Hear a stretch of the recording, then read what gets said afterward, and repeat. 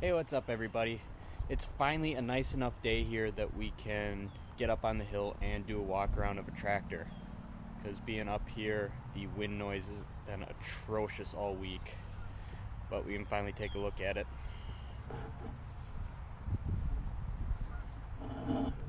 So today we're looking at my 1941 Caterpillar D2 5J3672. Like I said, that's a 1941. And based off of some cursory looking around, it's had a pretty interesting history, which I'll get into in a minute.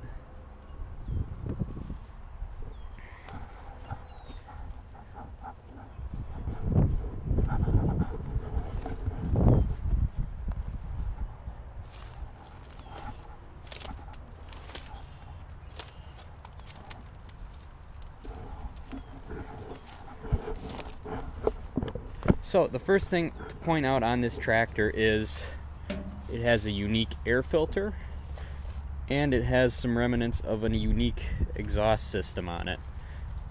Also, if you look close, you can see some extra sheet metal bends.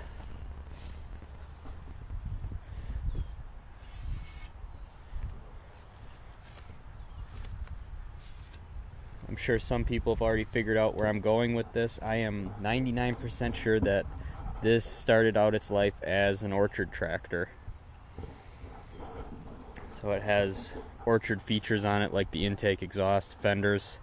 It is also an SP model, which were usually agricultural. So this, if it would still have that stuff on there, would be a very cool tractor.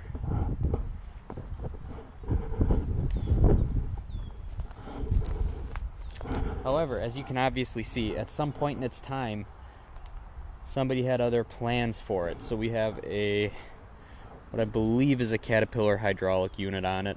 Not 100% sure on that. And then a Dozer blade. Believe it is not a Caterpillar. Don't know who made it though. If anybody knows, I would love to find out. I've seen pictures of this blade, but I can't figure out who actually made it. It's similar to a Caterpillar, but a little different. Somebody bolted it on. They did a good job on the hydraulics. Everything's done up correctly. And then they made some diamond plate fenders for it.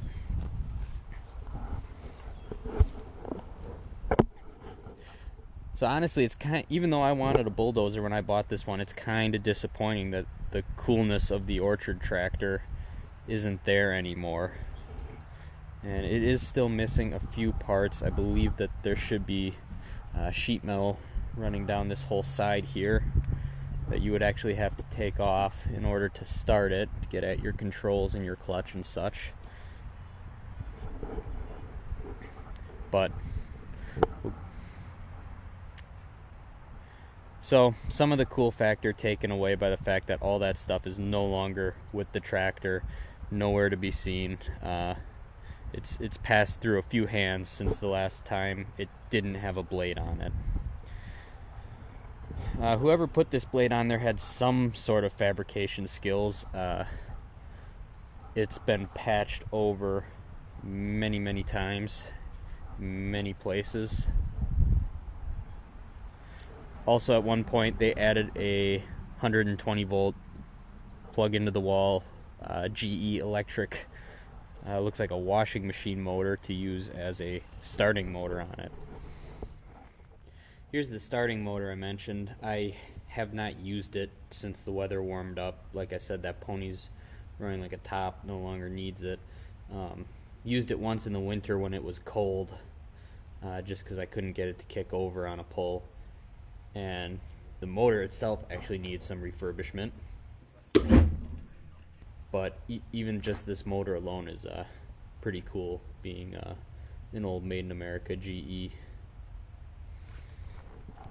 And when I got it home, I actually did use that starting motor once by putting the belt around the flywheel of the starting motor and starting the starting motor with it, not the diesel.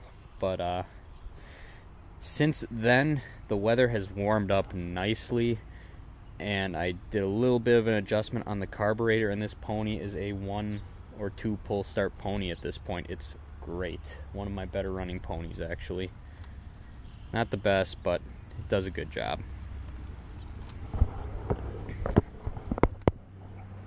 So some other features to note on this is they added an upright exhaust pipe instead of the orchard pipe, which still remains somewhat down here. It would come out a little bit farther, I believe, if all of it was still there.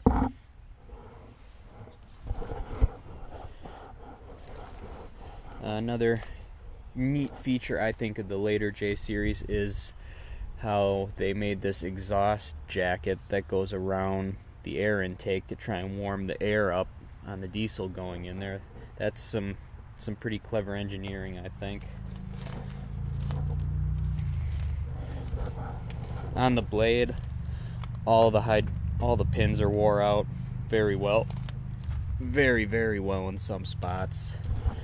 Tracks are really getting down there. We're starting to scrape the bosses pretty good with the rollers. I do have a line on another set of tracks, hopefully, and if not, I may try an experiment in track chain refurbishing.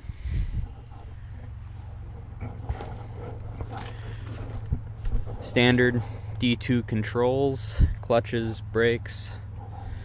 The added bulldozer hydraulic lever, which actually runs to the valve all the way on the hydraulic unit, and then the hydraulic lines run back on the left side.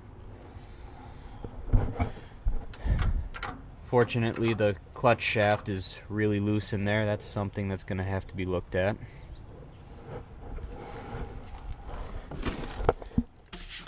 Machine plate is still intact.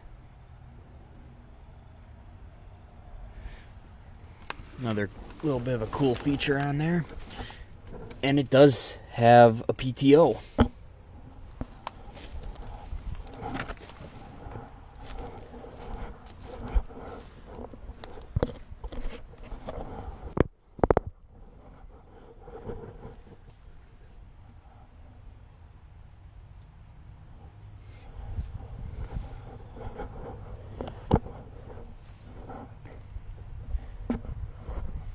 So this tractor has obviously been through a lot in its time, starting out as an orchard tractor, getting turned into a bulldozer.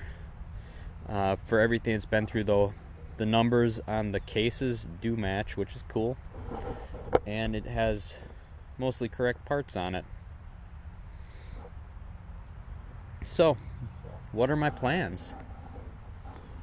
Well, if I can get my hands on another D2 bulldozer, this is coming off and it's going back to being an orchard tractor, because I think the cool factor on those is just through the roof.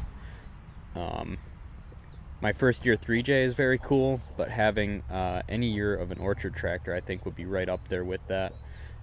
They just look so different and cool, and it's just not something you see a lot of nowadays.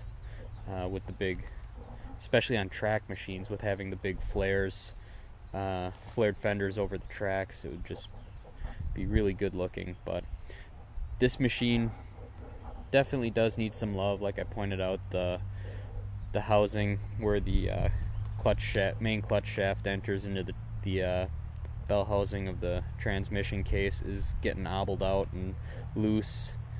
So I think someday, after the 3J project is done, this is going to be getting probably not a complete overhaul, but it's going to get a major makeover, and I want this thing to be hopefully a cool orchard tractor once again.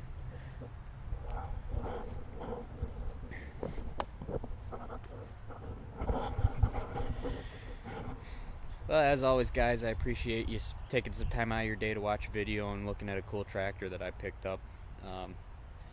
Like I said, probably going to be a lot more videos of this one in the future, whether it be as a bulldozer or if we're lucky enough to find some fenders and some other sheet metal and orchard tractor again.